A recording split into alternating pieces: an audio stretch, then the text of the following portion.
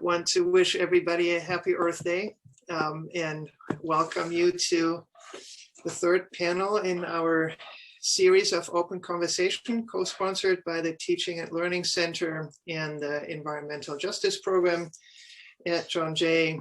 And I want to again take the opportunity to thank Gina and the Teaching and Learning Center for making this event possible and doing all the work in the background to allow us to meet on Zoom. I really appreciate it. And I want to give a particular thanks to Ekram Muhammad, Jackie Tang, Kim Molija Millo, and Nick Preda for being here today as John Jay students, and in the case of Nick, an alumnus, to present for us today. I really look forward to the presentations, and I'm sure it will be inspiring for all of us.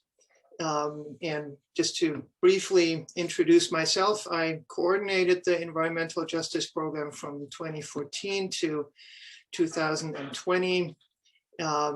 And Sandra Swenson and Kate Good, who are both here, are now the program coordinators. They took over last fall and have been running the program virtually for this past year.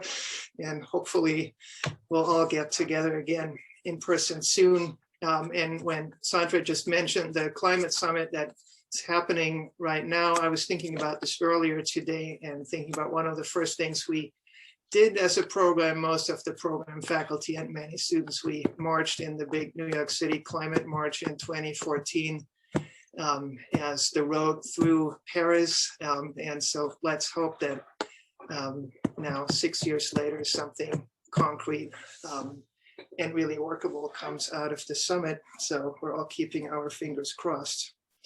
And before we go to the panel, I just wanted, as usual, to just take a second and present a couple of resources that we have available, not just for faculty, but also for students.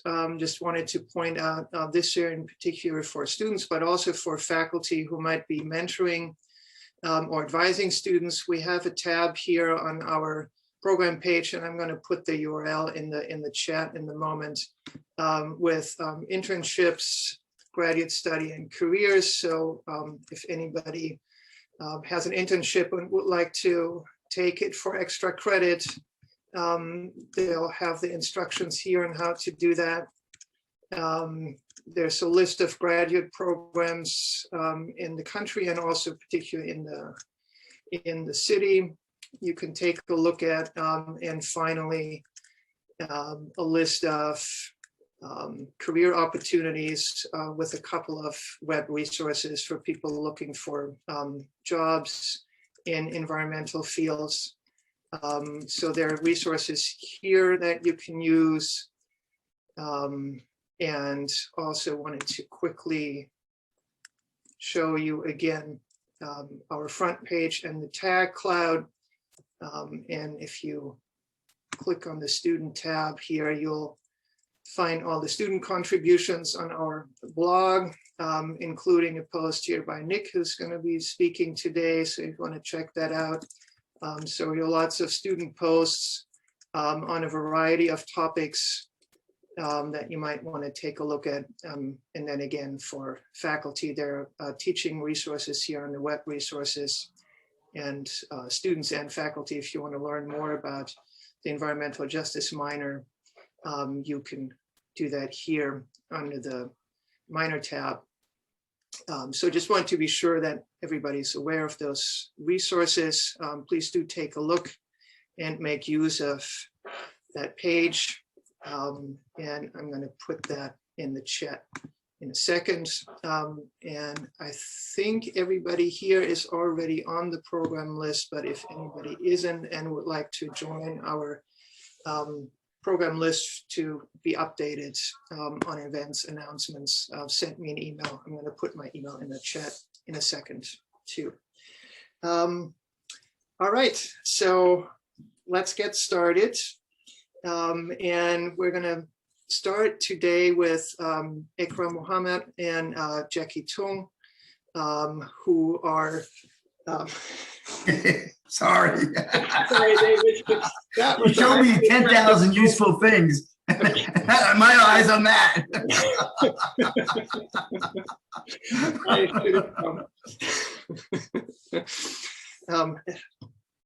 Please edit that out. We'll talk about that in private, David. So Ekra and Jackie are both seniors. Ekra is pursuing a CUNY BA in constructs of otherness and environmental justice. And Jackie is majoring in emergency services administration. And they are two of the environmental justice program's climate ambassadors. And they are going to tell you more about the program and give us their presentation. And I really look forward to hearing what both of you will share with us today. So we have about 20 minutes for the presentation, and then we'll take a few minutes for Q&A. We have a little bit of time after each of the presentations to discuss, and then we should have more time for general Q&A at the end. So thanks again, Ekra and Jackie. Please take it away. Thank you. Before we begin, I'm just going to share our presentation. Can you all see that? Yes. Okay. Yes, we can see this.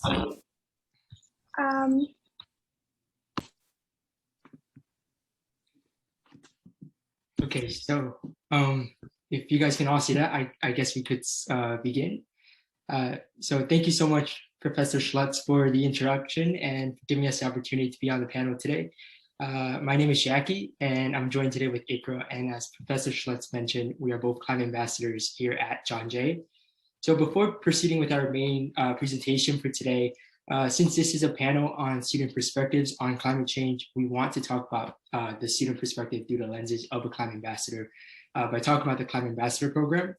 So when it comes to climate change, I think it's very important for us to understand, especially as students, that no matter which major we are in right now, what career path we decide to pursue in the future, where we end up living in the future, climate change will always be a part of the equation that we have to be mindful of, that we have to consider, and that we have to be aware of, because there are implications not only in the short term, but also in the long term.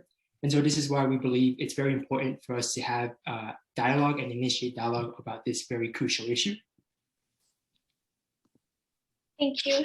And to do so here at John Jay, we have developed the Climate Ambassador Initiative, developed by the Environmental Justice and Sustainability Program and John Jay Sustainability Council. The Climate Ambassador Initiative consists of a small group of John Jay students who, as climate ambassadors, go into different classrooms throughout the college to give presentations, have engaging discussions like today, and answer a wide range of questions from both students and faculty. In general, the program aims to increase awareness about climate change in tandem with John Jay's sustainability goals. So, with the Climate Ambassador Program, I would like to say it's easier than ever before to incorporate some insight into climate change into your courses. So our goal is to facilitate education and advocacy and promote some more sustainable practices within the John Jay community by creating lasting impacts with regards to sustainability issues and environmental justice. So with that said, I want to start with our presentation. But before I do so, I just wanted to mention that if any faculty and staff are interested in having climate ambassadors come to your classes, please contact either Professor Good or Professor Swinson. Their emails are on the screen right now. So feel free to jot them down, and we'll be so happy to come by to some of your courses if we get the chance to. So again, with that said, we want to start off with our presentation. And this is a presentation that Ikra and I created.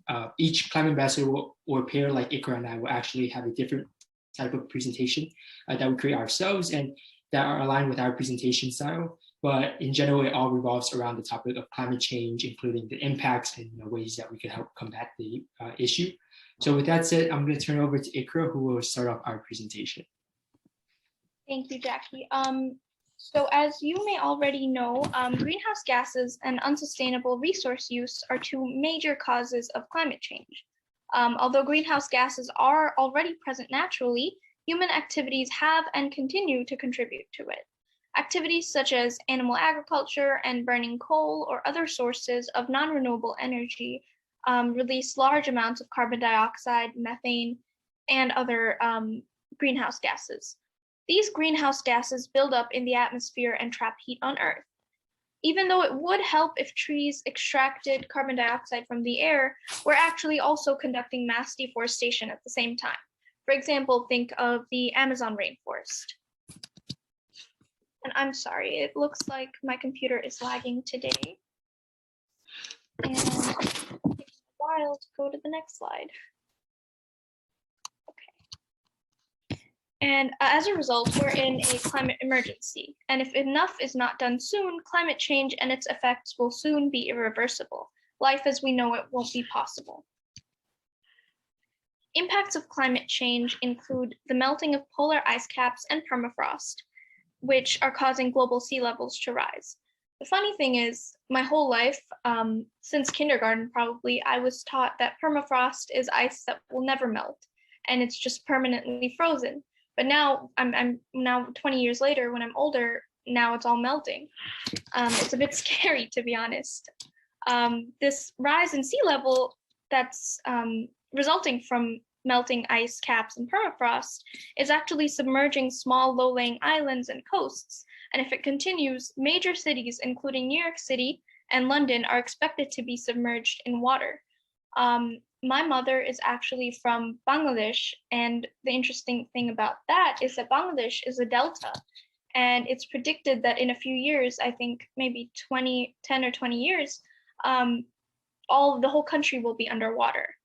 Natural systems are also being disrupted. Ecosystems are being broken as a result of mass extinctions and habitat loss. Storms such as hurricanes and tornadoes are more frequent and more intense, while in places like California, wildfires are burning large strips of land. Personally, I love animals, and it's so sad to see starving polar bears and one species after the other just going extinct. Even more personal to me, actually, is the influx of animals, both companion animals and wildlife, at local city shelters and just on the street, before and after natural disasters like hurricanes and tornadoes. As an animal rescuer myself, it's become routine to frantically scramble to get as many animals off the street as I can before a storm, even if I can only keep them, just for a few days. But it's difficult to see. For example, after Hurricane Katrina, the Louisiana SPCA estimated that 15,500 animals required rescue, and that 80 to 85% of those animals were never reunited with their owners. And I just wanted to chime in here about how, in addition to the impacts of animals, we also, see how climate change is hitting very close to home for many of us. In New York City last year, we experienced Tropical Storm Isaias, which is one of, a few storms that have come through the area in recent years. And, we thought we were the lucky ones, we had power, but we were too quick to say that, because we were left without power for almost 24 hours at the back, starting at the back end of the storm. And we're actually considered the lucky ones, not having power for 24 hours. We were considered the lucky ones because there were other people who didn't have power for days on end. And we don't realize how important electricity is until we don't have electricity. And we also have to think about how electricity is a life-saving resource, especially for those who are dependent on electricity to power devices like their medical equipment. And also, in addition to that, personally for us, because it was 24 hours without power, we had to throw away a lot of good food that were in our fridge. And it's a very sad thing to see, throwing away all that food, because it not only contributes further to the issue of food waste, with the methane gas being emitted into the atmosphere once they're in the landfills, but also it brings about the potential issue for food insecurity because people already struggle under normal circumstances to put food on the table. So when they're forced to throw out, food, precious food that's in their fridge as a result of electricity going out, it's something that they can't control. We don't necessarily know if whether or not they could afford having to buy food again and go into the supermarket to buy food again for the week. So it's something very important for us to consider when it comes to climate change, because there's so many things that are interconnected, and one issue often leads to another.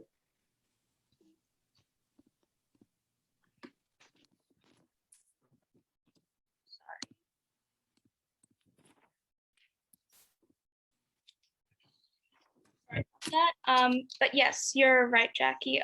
Other everyday effects of climate change are also on human health and property and communities. Water, air, and ground pollution can cause respiratory issues such as asthma and other health issues.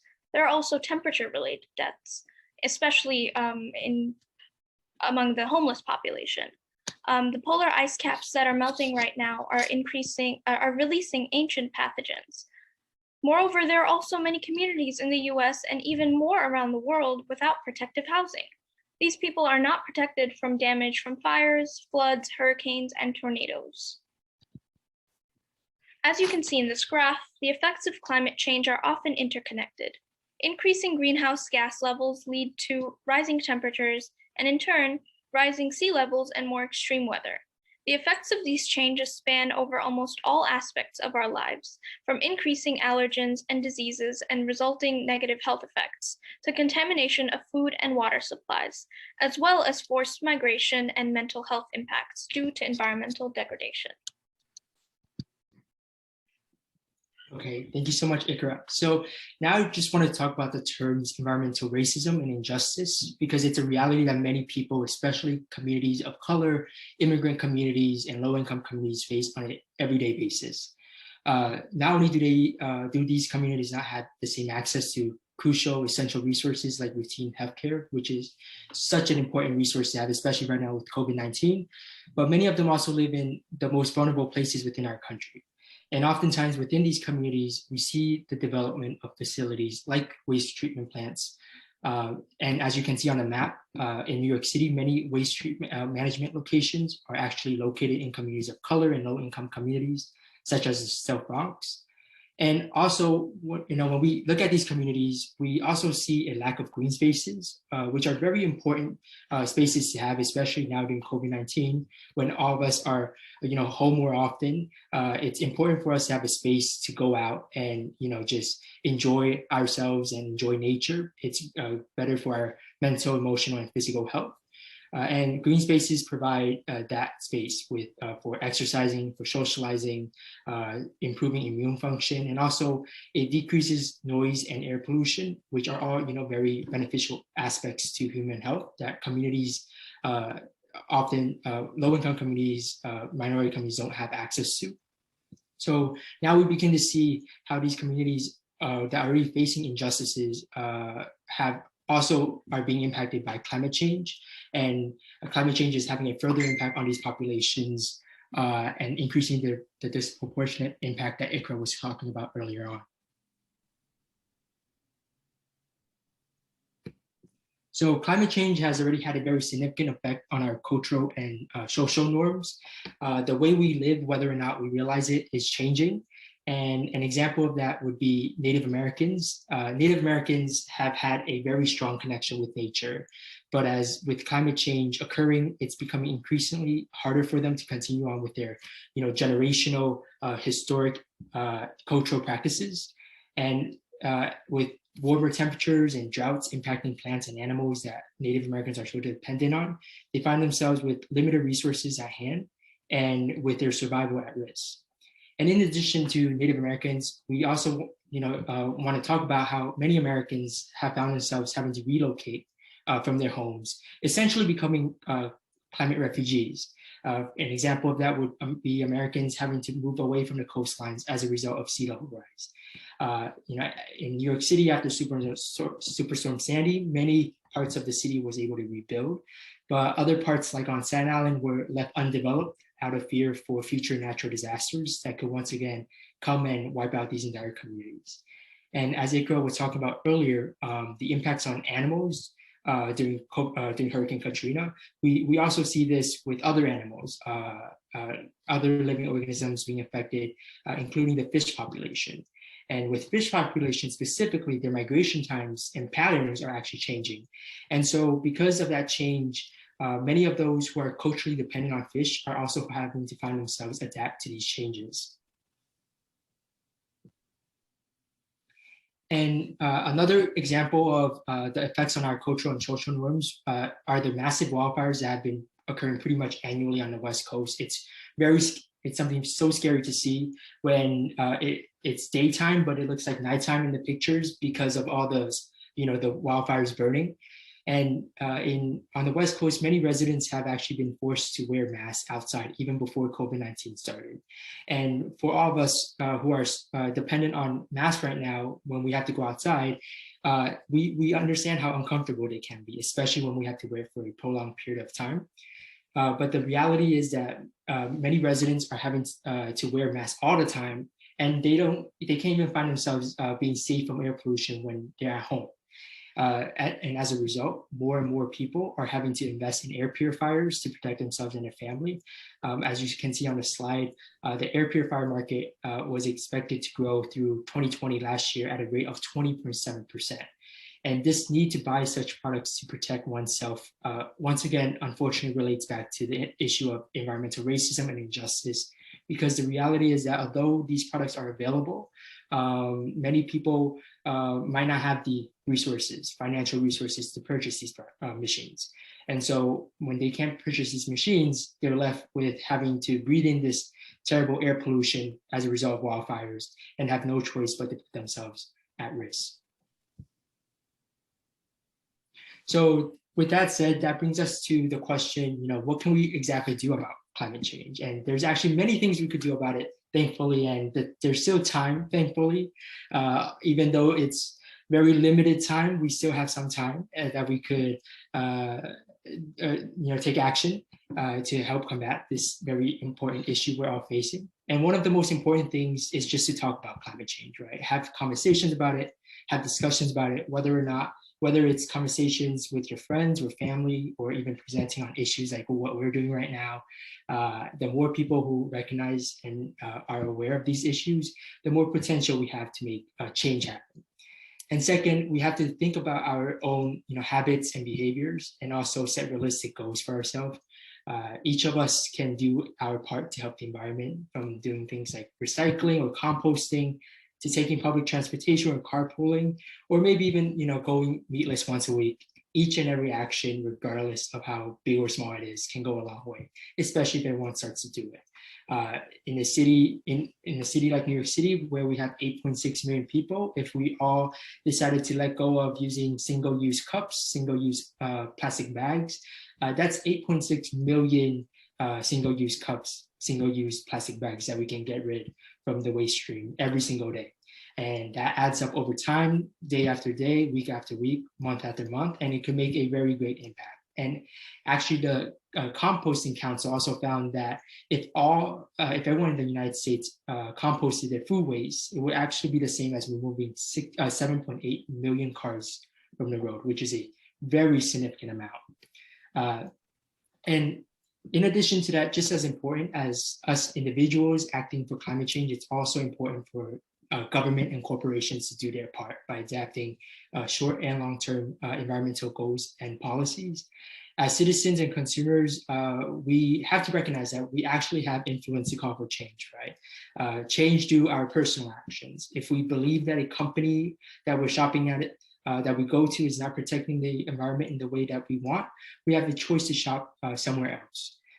So through the way we engage with our government and companies, we can make our priorities known. If we don't want all that plastic packaging when we go shopping, we're trying to buy food, we come home with a whole load of plastic packaging, right? If we don't want that, we have a choice to shop at more sustainable locations. And so through the way we engage with government and organizations and corporations, we can make our priorities known and make the priorities a reality, such as reducing, telling a company to reduce the carbon footprint, protect the natural environment, or introducing greener solutions as their company practices.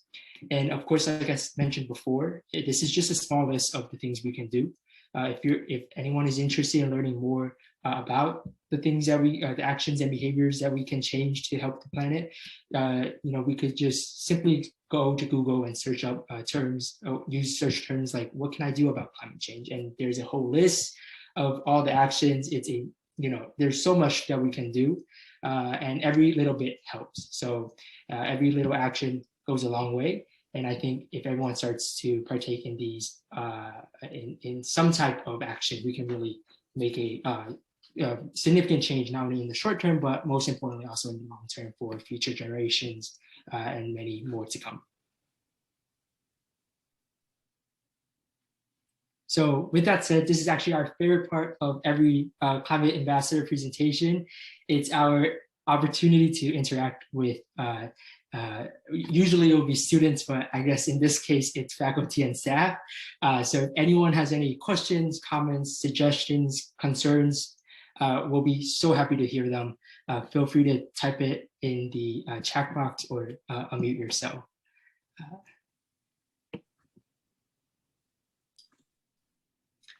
Hi, I have a question. It's Professor Swenson.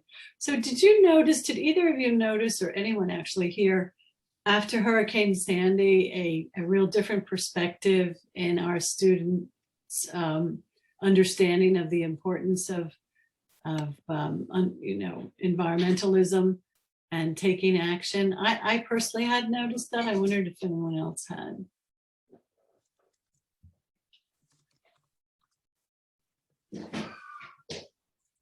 Jackie or Ekra?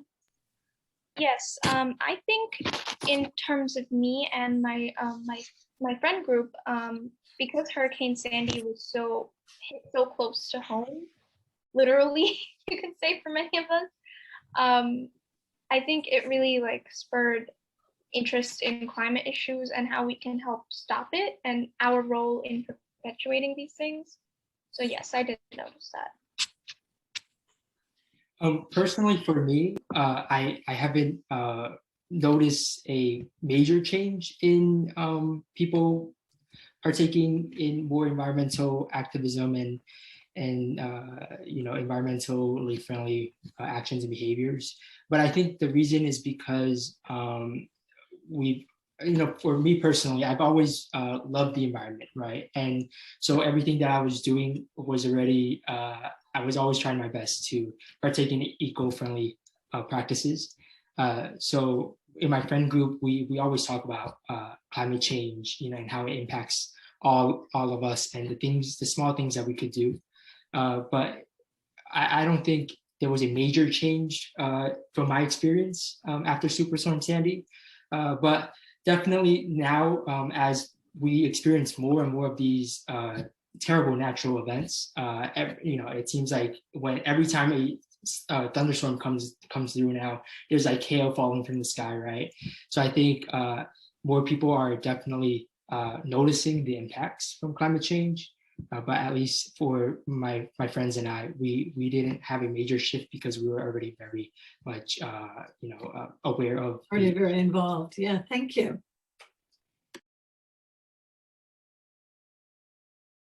So we do have a question in the chat. How would prospective policies such as population control impact environmental justice? That's a very interesting question. Although I haven't, and Jackie, if you could add anything here, just feel free. But although I haven't looked into this specifically, I do know that population control, just simply population control based on what has been done in other countries, it doesn't really tackle the problem of environmental justice as accurately as other things would. For example, what would population, and if I'm understanding your question right, what would population control do to fix the problem of toxic waste plants being placed in primarily communities of color, right? Yes, Yeah. Akra, thank you. Yeah, it is a complex question, and it's somewhat unfair, and I don't expect you to give an off-the-cuff complete answer. And you're on the right track. I mean, when I think of that kind of question and population control, well, what subpopulations are we talking about, and how that impacts justice and so forth? I just, it just seems like the downside of dealing with these issues is that they seem so huge that there's a temptation to say F it. Right. Really, I can't control this. It's too big for me. And of course that makes things worse. But yeah, but thank you. That's sort of, and I guess that's a whole nother presentation, right? I can look into it more and get back to you if you would like. Oh, But, yeah. thank you. To say we probably have time for one more question before we should move on to Kimberly to stay roughly in our time frame. Okay, we do have another question in the chat. How are refugee crises impacting climate change? I did actually want to talk about climate refugees in our presentation, but it's a bit of a topic. So, but thank you for asking that question. We do know that climate change itself has an impact on how many refugees there are. For example, like I mentioned in my presentation, that soon Bangladesh will be underwater. So all of those people will soon be climate refugees. And going the other way around, refugees also impact climate change because they aren't able to, they don't have a place to go, they don't have a place to live, and because their homes are underwater or their homes are destroyed because of natural disasters that are made worse because of climate change.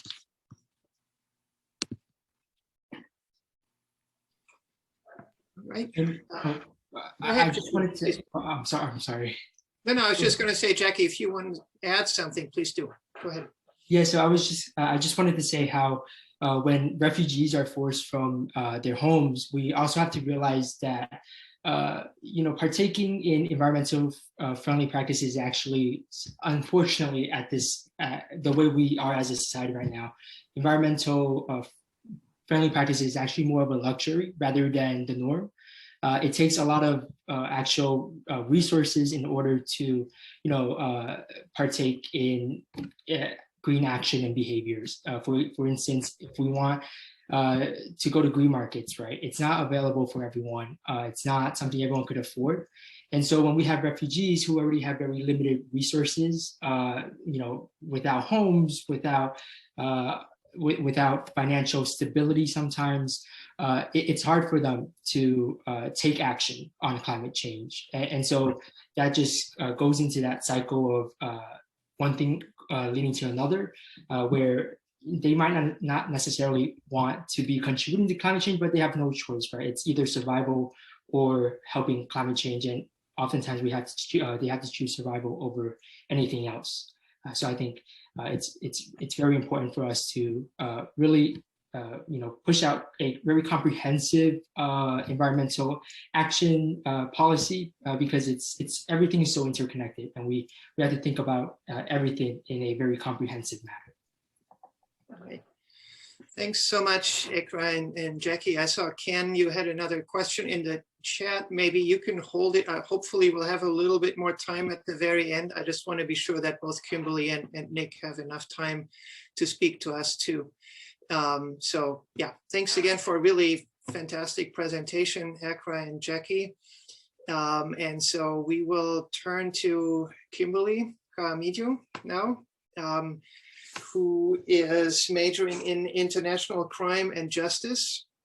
And she's minoring in environmental justice and psychology, and is currently also the chair of the John Jay Campus Activity Board. And I am very curious to hear what Kimberly will share with us today. So please go ahead. We'll have about 10 minutes and then a little bit of time again for Q&A. Please go ahead, Kimberly. Thank you so much, Professor Schlitz, for having me today and inviting me to speak with everyone. Let me just share my screen.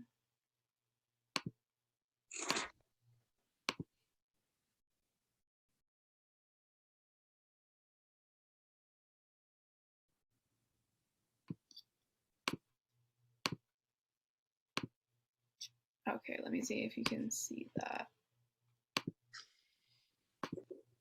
Yep, we can see that. Okay, great. So hello, everyone. My name is Kimberly Jaramillo. A little bit about me. As Professor Schlitz said, I'm majoring in international criminal justice with a double minor in psychology and environmental justice. I'm also the chair for John Jay Campus Activity Board. So John Jay Campus Activity Board is the second largest student-led organization at John Jay. And so what we do is pretty much do large-scale events for the student body. There really isn't a say of what type of events we do. We just do things to kind of engage with students, as well as make sure that the students are engaging with the college. I'm also a member of Young Long Island for Justice. So I actually live in Long Island, Suffolk County. So Young Long Island for Justice is a community-based organization, nonprofit, that kind of what we do is kind of engage with the community, as well as make sure that the community is aware of any policies and anything in local government that affects marginalized communities. So beginnings of becoming an environmental advocate. So I've always been like involved in nature, always growing up. I've always loved to be around nature, but I really didn't know kind of how to incorporate that if I wanted to do it in a career base. So until my environmental science sustainability course my freshman year here at John Jay. And I really loved that class because the professor that I had really just like made sure that like all the students kind of were able to change their ways of living and kind of maybe incorporating in the environment and making sure to really change their way of life in a way. And I also was fortunate enough to take environmental justice with Professor Ting, who's also here today. And really, she also really helped me kind of figure out what I really wanted to do and how to incorporate the environment and also in a career path.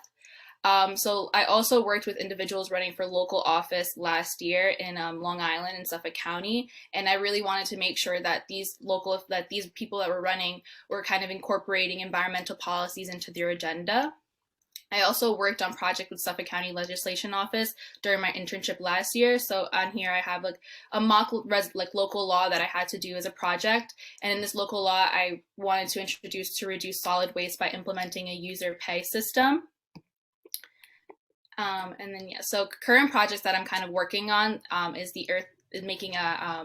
I wanted to write about an interview I had with Leslie Herrera, who's a litigation assistant for Earth Justice. So Earth Justice is a nonprofit environmental law organization, and they work closely on cases involving environmental issues across the country. So they're not really given a case specifically, they don't work with case basis, but like they work with different local cases across the country. They have around 15 offices, and in each office they actually have one attorney that also works in international cases, and they work with attorneys across the globe in these cases that are involving environmental issues.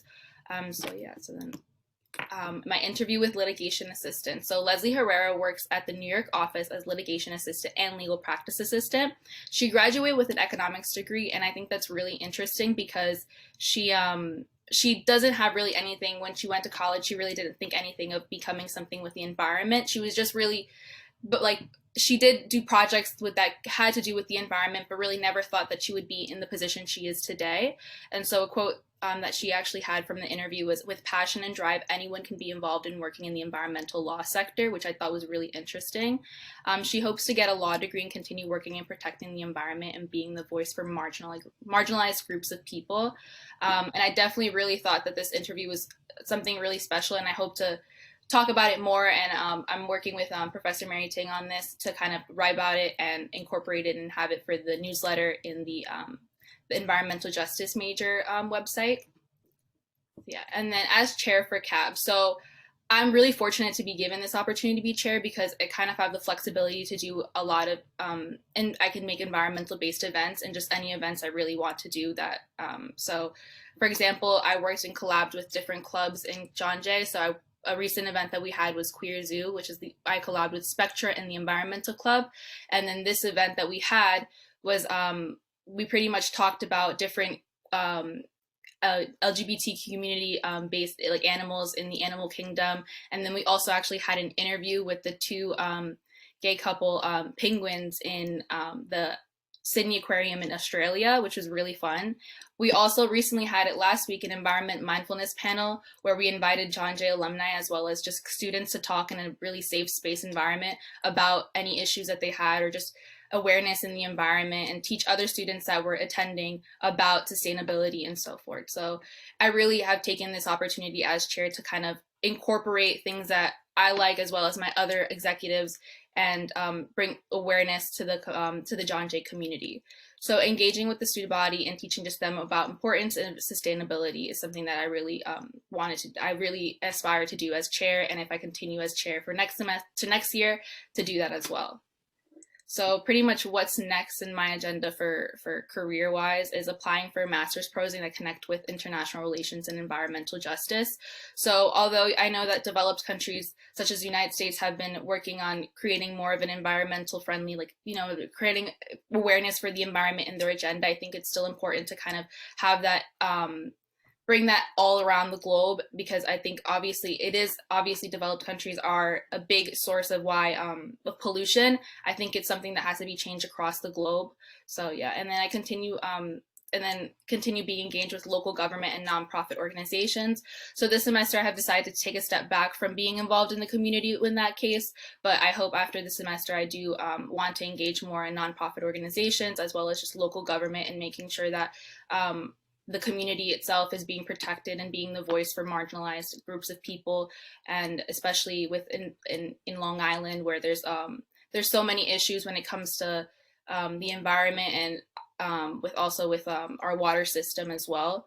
And changing just habits and reducing my carbon footprint is something that I really want to do as well. Recently, I took a step back, and in September I cut down eating red meat just because I really want to change my habits in kind of protecting the environment, as well as just being a better, like, eco-friendly in a way, and then just continue being the voice for the environment. And as I always say, is as humans, we must work with the environment, not against it.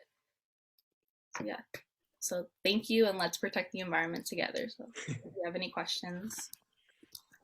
All right, thanks so much, Kimberly. And yeah, if you can also stop sharing your screen, and then we can see each other again. Great. All right. Thank you so much. Please, we have time for questions for Kimberly.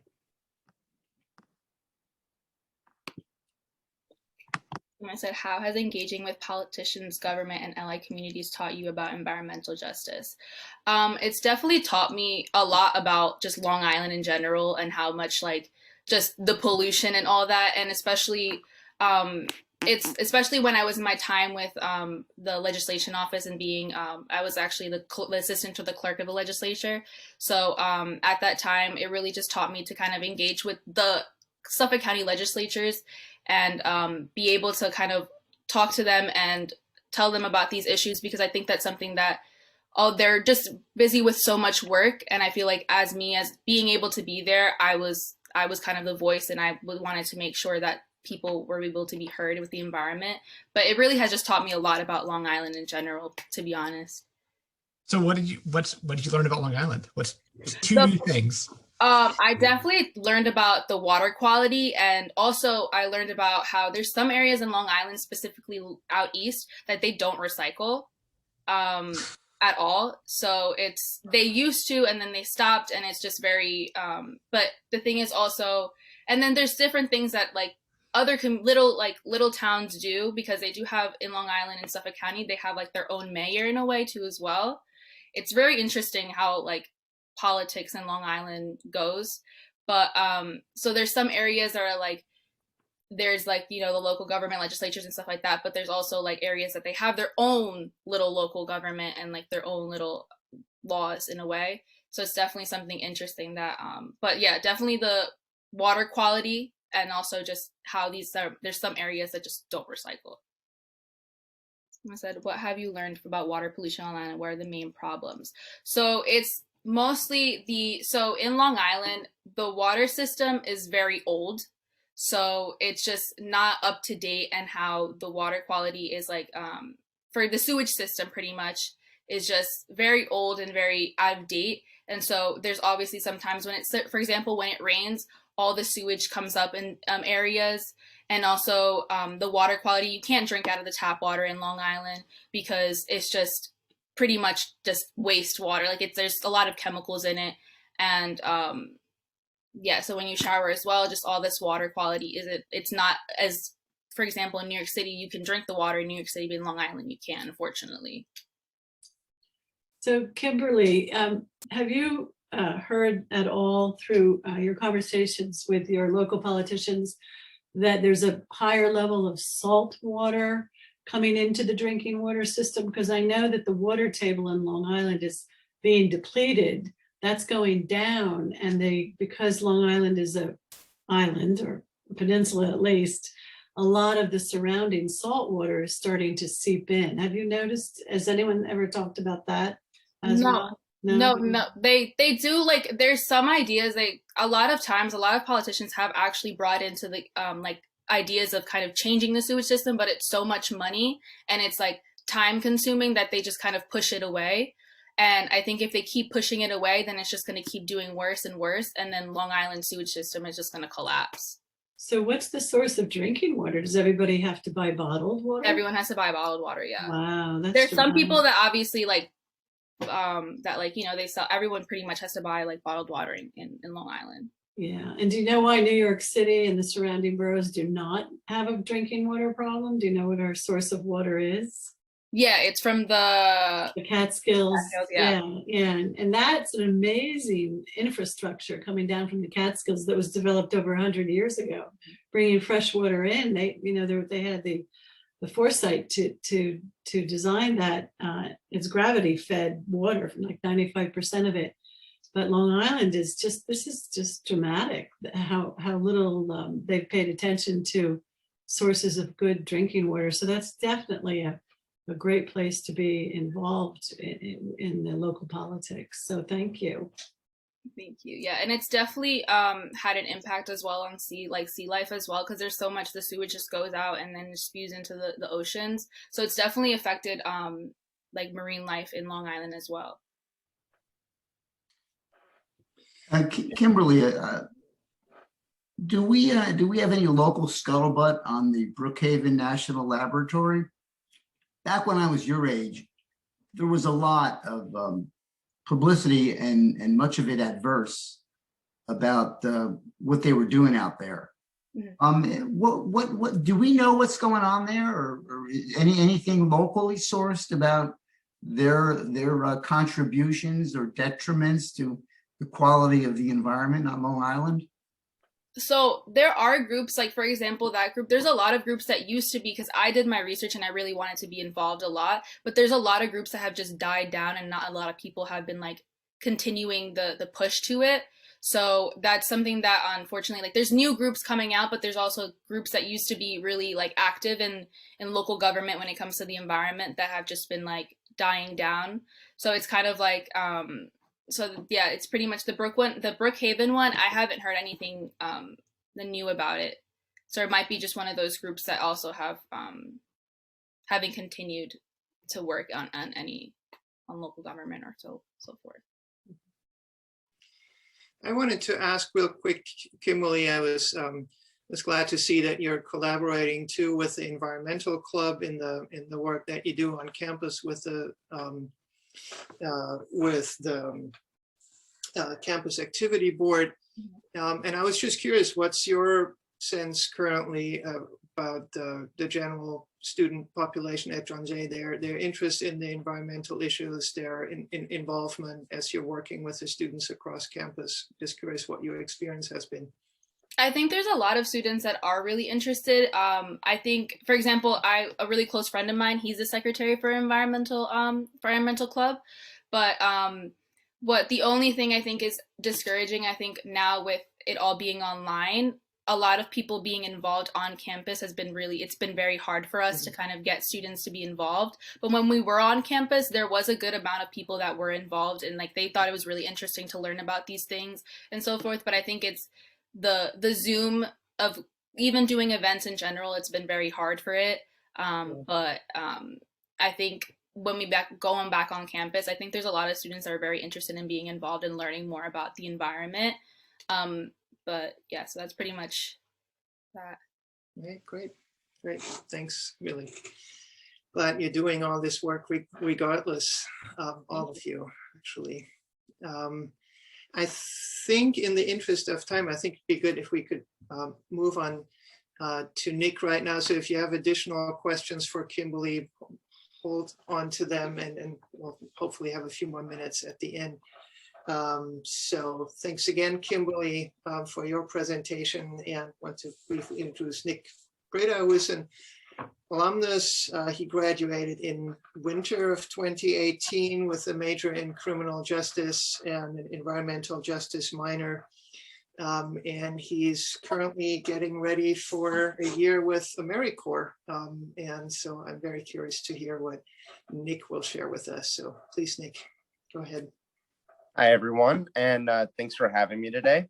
So I love nature ever since I was a kid, but it wasn't until transferring to John Jay that I really became serious about environmentalism. So I had an unlikely start in this area. My first environmental class was Science 112, Environmental Science, and I only picked it to complete a core requirement that I was missing from my transfer college. But this class would end up changing the trajectory of my life.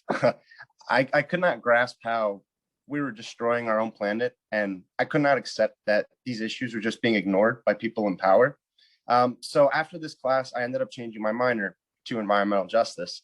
And I was able to meet professors like Professor Swenson and Professor Ting, who are here today. And through them and the other professors in the program, I was able to explore more how environmental issues can be like the hidden foundations for many of our problems, like inequality, armed conflicts, refugee crises, and economic issues. But one of the most personally valuable skills that I learned from the minor, I think, was systems thinking, because it's very easy to have blinders on and just focus on what's in front of us. But many of the environmental issues of our time do require sort of polymath, or like a person who is proficient in many different subjects and can apply them to solve a specific issue. So after my roughly 2 years of environmental education, I was ready to do my part. And in my last semester at John Jay, Professor Popov invited Jessica Schreiber, the founder and executive director of FabScrap, as a guest speaker. So I was fascinated by their mission and Jessica's drive to contribute to a circular economy. I applied for an internship as soon as I graduated, and I was given a warm welcome by the team. So I wrote about FabScrap, so this would just kind of be like a summary. If you're interested, you could always read more about it. But FabScrap is a pre-consumer textile recycling nonprofit, and they provide recycling services for large corporations and at-home sewers. And it's structured like this. The material comes to the warehouse in bags with barcodes. They're weighed and given a number unique to the company that sent it. So companies receive yearly reports, and they're often inspired to be more efficient, because after we catalog their waste, it can translate to lost profits, and they can also use this data in order to become a more green company. So the bulk of FabScrap funding is actually from the service fees from these large corporations.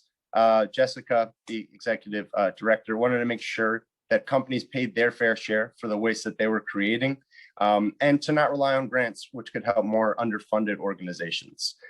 So the materials are sorted by volunteers, or now we have new sorters on the team, and it's sorted into 6 categories. It's paper recycling, mixed fabric types, 100% polyester, 100% wool, 100% cotton, spandex, trash, and reuse.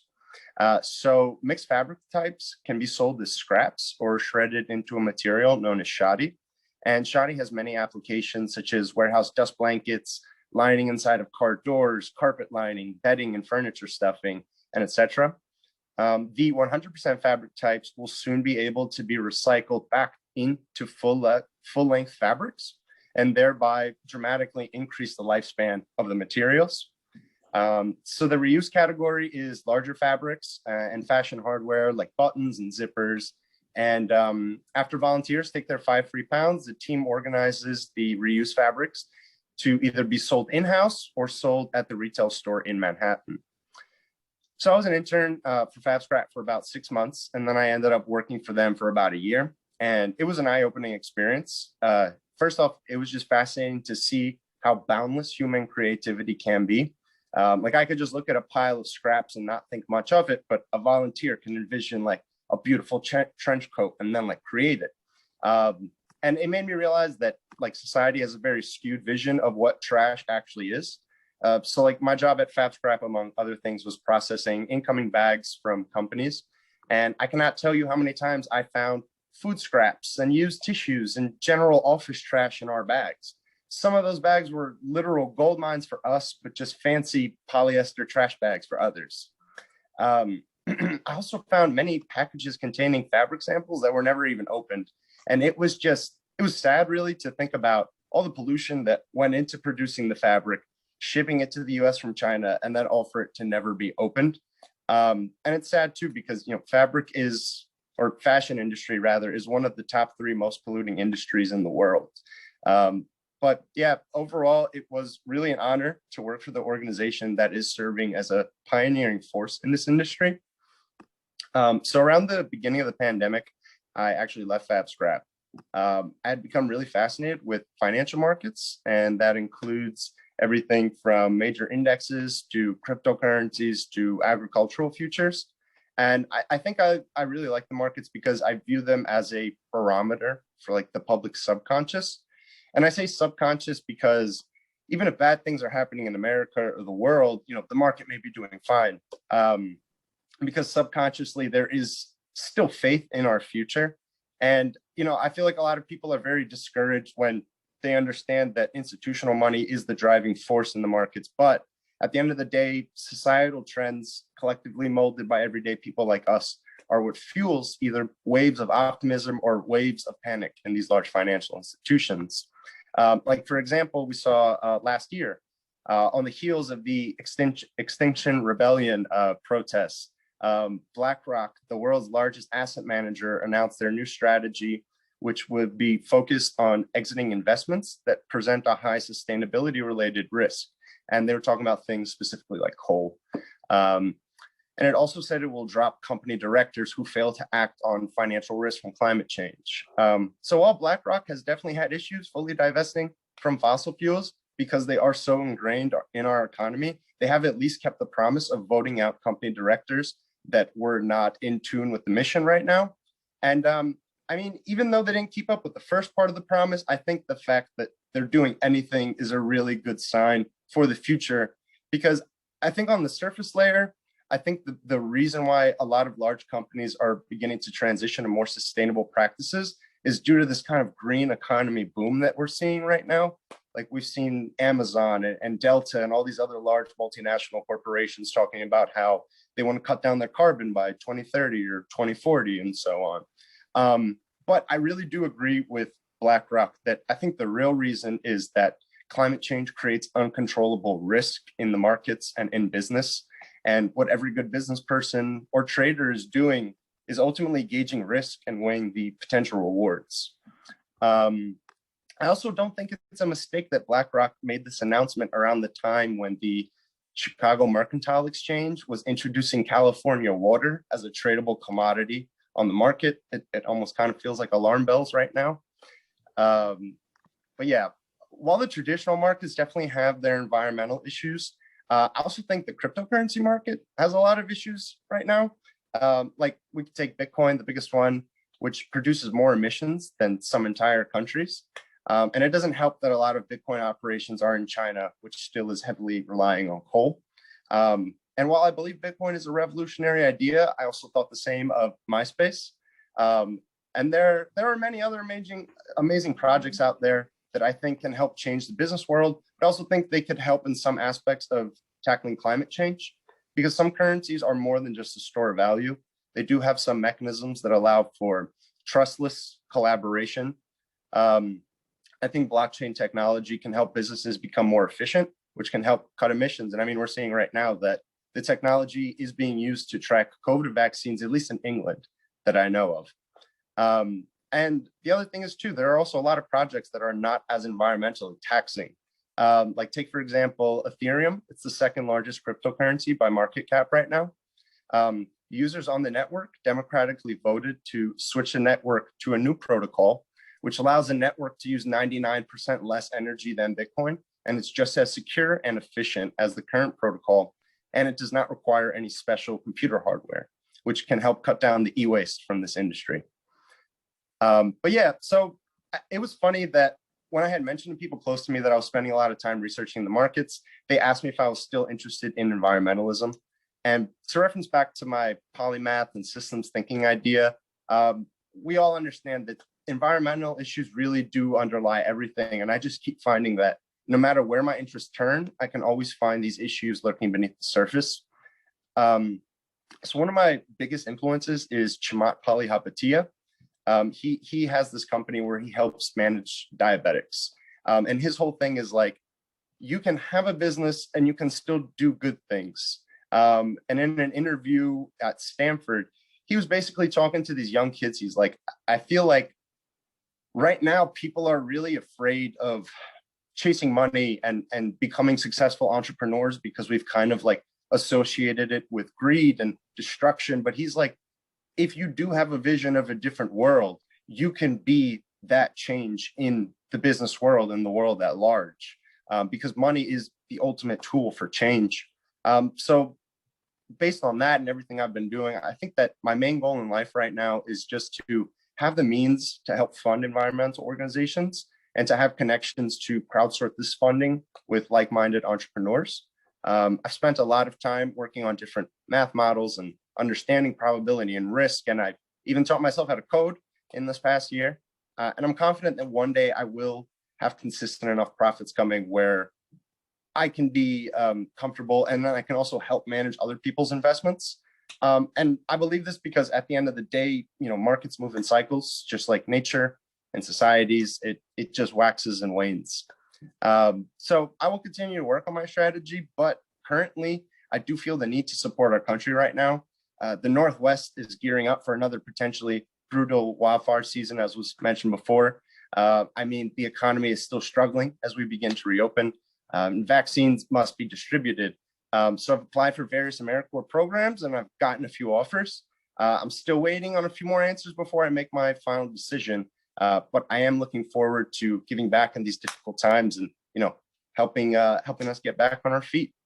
And yeah, that's all for me. If anyone has any questions. All right, thanks so much, Nick. Really appreciate it. So please, questions for Nick. So. Oh, yes, I have a question here from Sandra. Thank you. I always try to keep a positivity up. How do I feel about the e-waste? I think that at least when we're talking about the cryptocurrency right now, it's definitely going down, but at the same time, technology is going up, as we're seeing, and now we have the VR headsets and computers are becoming significantly more advanced. So I don't know, at the current moment, it's kind of a mix of both. It's going up in some areas and going down in others, I guess we'll have to see as time goes on and the world reopens again, for sure. I just wanted to say I really appreciated your pointing out the importance of what you call systems thinking, what you might call transdisciplinary or interdisciplinary thinking.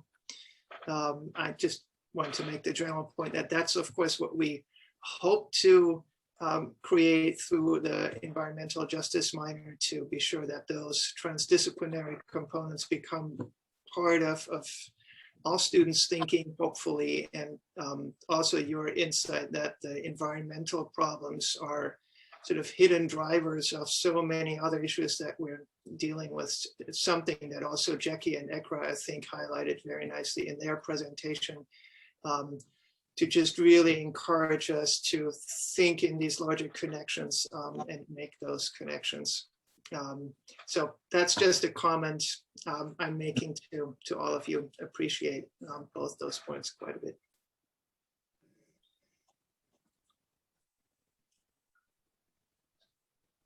And we are going into our last 5 minutes for today, so we can also open it up for everybody. You can also ask questions of each other. I just see Mary Ting. Mary, you have a comment you want to make? Yeah, I just wanted to add to your comment and about Nick and his, the assortment of things that he's done, from the fab scrap to now to his own work on systems thinking and money and investment to the AmeriCorps. And it's such an interesting assortment of things. And it sounds like it's like not necessarily in sync, but it is actually very much in sync for Nick. And I really appreciate that dichotomy of different types of things. And actually, there's another student that I had spoken to, another alumni, who was doing something very similar. He was also very environmentally inclined and actually graduated before we even had this program, before the environmental justice program existed. And he said, had I known about it, he completely would have been a minor. And what he did was similar in that he started working for Wild and Free, which is Matt Bracken, on the anti-rhino poaching. And then later he started to do his own investments in his own work and making enough money that he could end up doing work for environmental causes, and he doesn't get paid for it. He said he would never take a dime. So that's how he rectified it. So he has his foot in both industries. So I think it's similar. It has something, strikes the same tone as Nick. I also just wanted to applaud Kimberly for going the extra mile of talking with Earth Justice and having these layered dialogues. I think it's just incredible to make that extra reach out to a guest speaker and go a further step in that kind of networking, and also informing her decisions on, not just immediately applying to grad schools, but really thinking about it. And to all the speakers, I just think it's really great because everyone has their own path. So thank you. Yeah, thank you, Mary. I want to, we also see, Kimberly, I think, had a similar way of bringing a variety of interests together through the environmental connection that they share. And the same is true for Jackie and Ekra. And so that, to me, is just really heartening to see the connections you make, the way that you bring these issues together and move them forward. So it was really quite impressive to hear all of you. Ken, I remember, is Ken still here? Yes, there is. Ken, you had a question earlier for Ekra and Jackie. Do you want to ask it now while we still have a couple of minutes? Yeah, I'm just wondering, like, what reaching out and teaching about environmental justice, what sort of lessons that's taught Jackie and Ekra in terms of environmental justice. What does it mean to other people when they're talking to classrooms that aren't in the minor, aren't involved? To answer your question, I think for me, it really highlighted how complex the issue is for everybody and how different everybody's approach is to the issue based on their own personal experiences with climate change and environmental justice. So it really taught me to appreciate people's different experiences and just be considerate towards that, to be honest. Yeah, and I agree with Ikra. I think teaching about environmental justice, like we were saying before, it really made me recognize just how interconnected everything is, and how the issues that we are seeing in communities often relate back to environmental, the need for environmental policies and actions to be taken to address, because it seems like we can't achieve environmental justice if we don't look at the other issues that we have in our communities. And if we address those issues, at the end of the day, we're going to be able to create a more resilient, more equitable communities throughout our country, which is beneficial for everyone. So I think it's very important for us to talk about environmental justice as an issue, and by engaging with conversations with our fellow John Jay students, we really hope to bring our perspective and advocate for climate change to different the John Jay population. Thanks so much. So as we're nearing literally the end of our time, I just want to say again that if any of the faculty here today are interested in having climate ambassadors like Jackie or Ekra come to their classes and give a presentation to their students, please contact Sandra or Kate to let them know that you would like a visit to your classes. I hope that we can have lots more of those in the coming semesters to stimulate those conversations in classrooms. And then before I forget it, also wanted to let everybody know that the next and last panel in this series will take place in a couple of weeks on Wednesday, May 5th. And we'll have faculty from Africana Studies, Political Science, and Economics talk about environmental racism, food and water justice, and climate policy and teaching resources for those fields. So please join us again then. And then I just want to close by again thanking all of our speakers today for really fantastic presentations and an inspiring panel. I'm really glad you could all be here today. So thanks so much. Stay in touch, work with each other, work with other people. And I hope that the network we saw already today is going to grow fast and far and wide. So thanks so much, everybody.